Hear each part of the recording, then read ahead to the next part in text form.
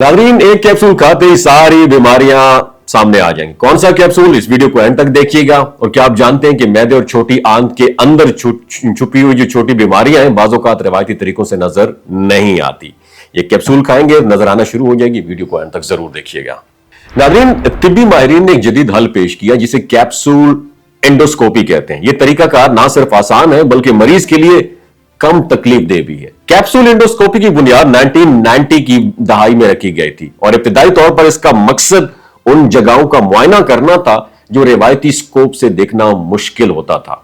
रिवायती एंडोस्कोपी में कैमरा या तो मरीज के मुंह के जरिए मैदे में दाखिल किया जाता था या निचले हिस्से के जरिए आंतों का मुआयना किया जाता था, लेकिन दरमियान के कुछ हिस्से ऐसे होते हैं जिन तक पहुंचना मुश्किल होता है।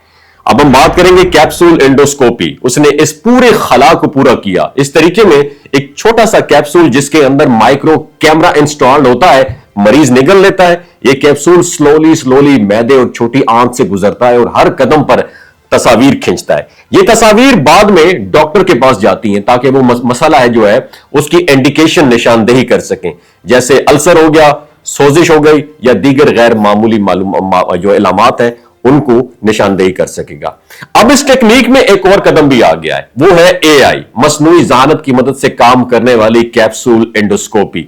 अब कैप्सूल सिर्फ तस्वीर नहीं लेता बल्कि उनका तज्जिया भी करता है और इब्तिदाई डायग्नोज भी फराहम करता है। इसका मतलब यह है कि मरीज के मैदे या आंतों में मुमकिन मसाइल को तेजी से आइडेंटिफाई किया जा सकता है और डॉक्टर इस मालूमात की बुनियाद पर मजीद इलाज के फैसले कर सकता है। और यह तरीका खास तौर पर उन अफराद के लिए है जो रवायती एंडोस्कोपी से खौफजदा हो या जो किसी बीमारी के खतरे में हो या पेचीदा स्कोप की जांच नहीं करवा सकते। इससे ना सिर्फ मरीज के लिए तकलीफ कम होती है बल्कि मुआयना ज्यादा कंप्रीहेंसिव और इजी हो जाता है। मजीद ये कि नई एआई कैप्सूल एंडोस्कोपी अब ज्यादा जो है ना खर्चे वाली भी नहीं होगी। पहले ये टेक्नोलॉजी क्योंकि बहुत महंगी थी, अब सिर्फ और सिर्फ तिब्बी मराकज में दस्तयाब थी, लेकिन अब इसकी कीमत निस्बतन कम हो गई है जिससे ज्यादा लोग इससे फायदा उठा सकते हैं। अलबत्ता यह बात जहन में रखना जरूरी है कि अगरचे कैप्सूल डायग्नोज में मदद देता है लेकिन रवायती एंडोस्कोपी के मुकाबले में इसमें इलाज या फौरी इंटरवेंशन मुमकिन नहीं होता।